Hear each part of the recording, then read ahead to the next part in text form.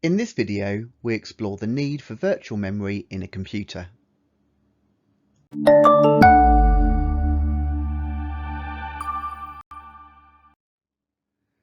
When programs and data are being fetched and executed by the CPU, they are stored in RAM.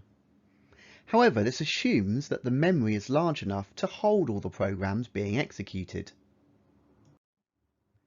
In modern computers, it's common to have more than one program open at once.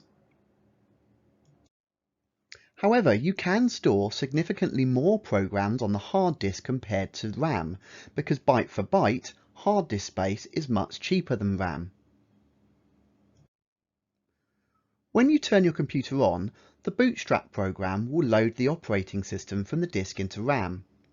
When you use a computer, every time you double-click an icon to load a program, it transfers those instructions into RAM. But what happens when you run out of RAM? As instructions are fetched one at a time, that means that some of the instructions are not likely to be fetched in the near future. Therefore, one solution is to transfer instructions that are not being used to a space on the hard disk, and this is known as virtual memory. When these instructions are needed again, a different program can be swapped out of RAM to virtual memory to make room for the instructions that are now needed. This gives the impression that a computer has more memory than it actually has. So let's recap.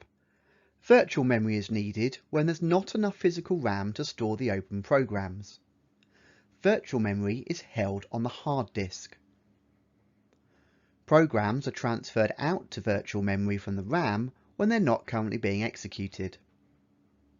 And programs are transferred back to RAM from virtual memory when they're needed.